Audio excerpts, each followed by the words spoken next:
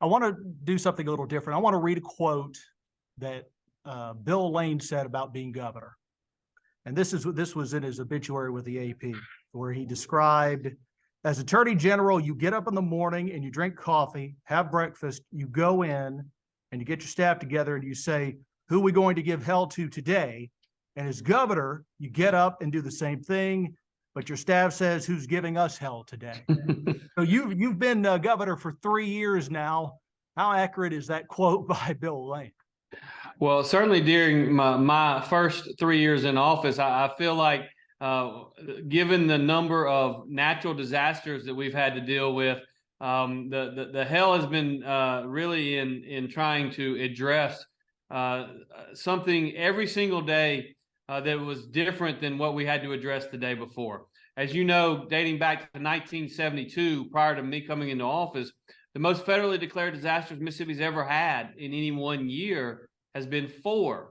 Well, in 2020, and in my first 14 months in office, we had 14 to deal with, everything from hurricanes to tornadoes, and only one of those 14 was actually COVID-19. And so there's no doubt that in the office of governor, there is a unique challenge and a difficulty that has to be dealt with every single day, and very rarely is it identical to what you were dealing with the day before. I know we still got a few weeks left before qualifying ends, but as we talk right now, how do you envision the field that you'll face after February 1st? Well, obviously, so far, no one has qualified to challenge us, and that's we're about a third of the way through the qualifying period. But what I will tell you, Craig, is regardless of what the field looks like, we're going to continue to do what we've done for the last 3 years and work very hard to do the job, to get up every single day and focus on making Mississippi a better place to invest capital, a better place to create jobs, and an even better place to raise your family. That's one of the areas in which we've had tremendous success is seeing new capital investment in our state. In 2022, we had almost $6 billion in new capital expenditures in Mississippi.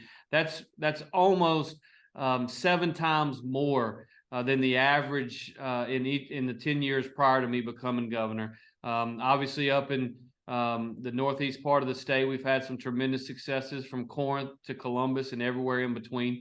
And I'm proud of that fact, and I'm proud of that our workforce, we've been able to invest in our workforce, and now we're recruiting business and industry because of it.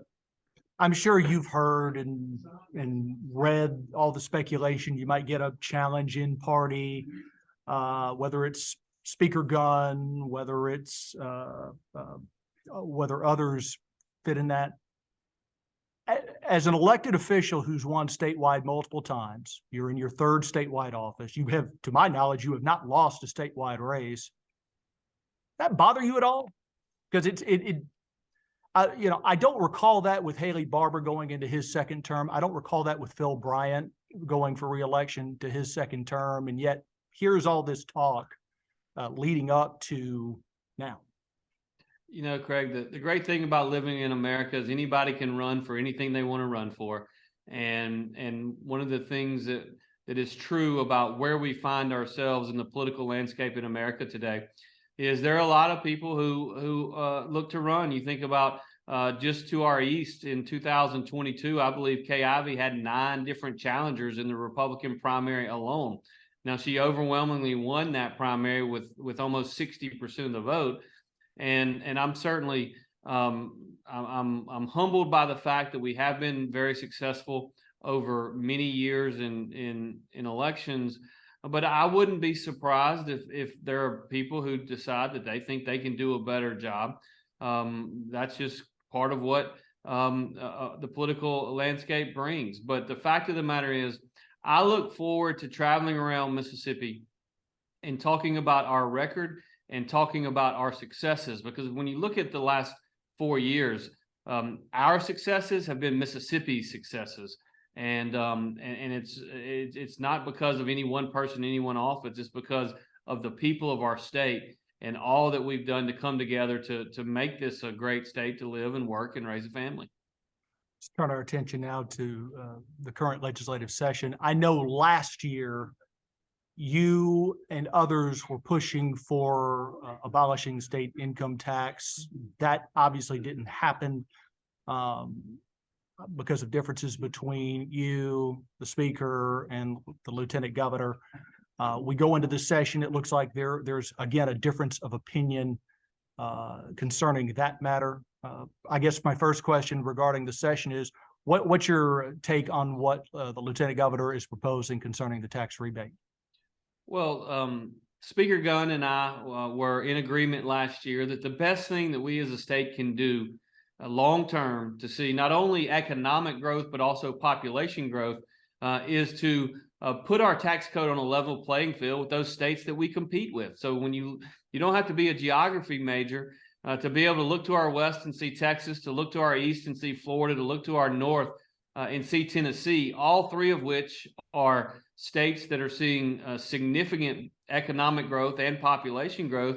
And all three of them have something in common, and that is that they do not have a personal income tax. And so we certainly believe that we need to continue to work towards that goal. I'm going to continue to fight for it as long as I am in public office, because I believe in my heart that it is the right thing to do to grow not only our economy but our population as well.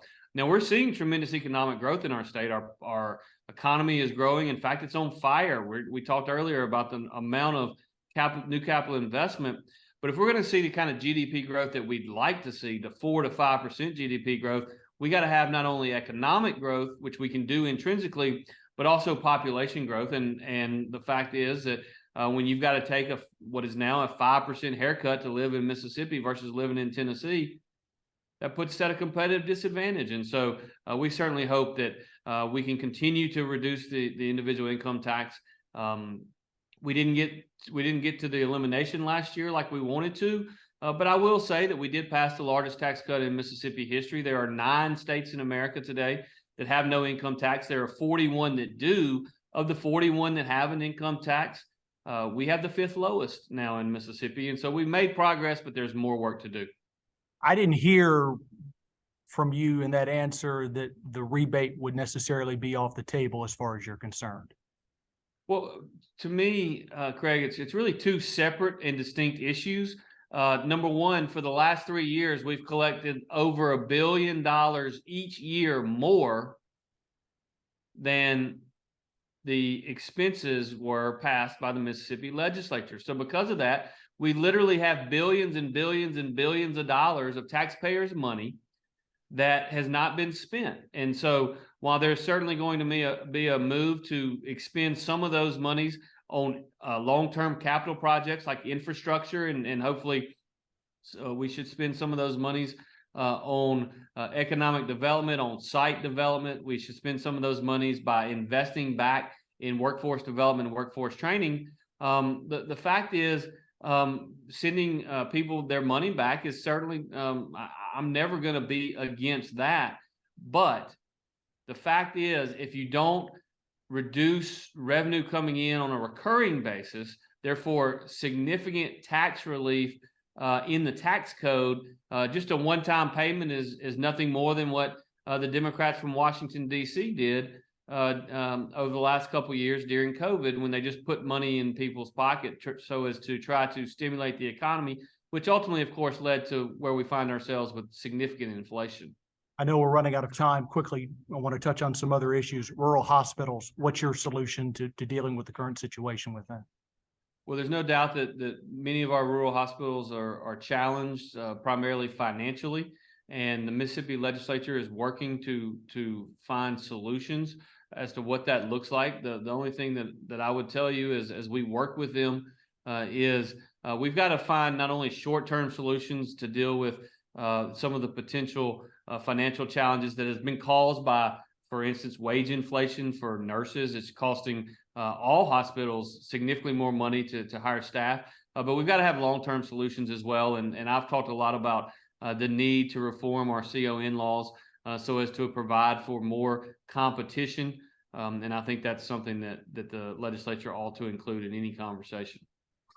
A lot of things have been talked about going in. As we wrap up, share with me 1 or 2 things that maybe have not received a lot of attention from from the press going into the session that you really would like to see happen?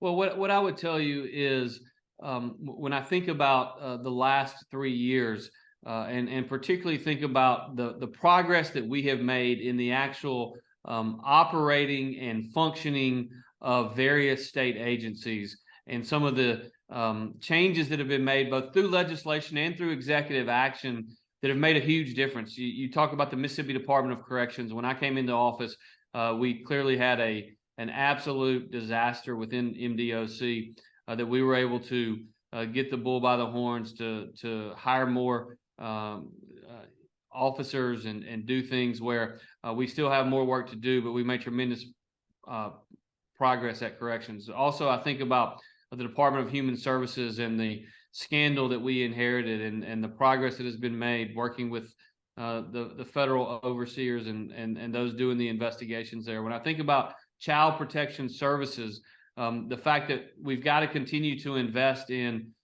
making sure that our system is situated such that we can best take care of those kids that come into our care, because we are a caring state and a caring population, and we've got to continue to invest in adoptions to make sure that we find a forever home for every single kid that finds himself in the foster care system. And I think that's part of our pro-life agenda, but it's also just part of our responsibility as overseeing the operations of state government. Most of those things, when you start talking about state government and the actions that we're doing on a day-to-day basis, don't necessarily meet the headlines until things go really, really bad. But the fact is, over the last 3 years, we've made tremendous progress just doing the blocking and tackling of actually operating a functioning government. And I'm proud of that. Governor, we appreciate your time. Thanks so much for joining us. Thanks, Craig. Y'all have a great day.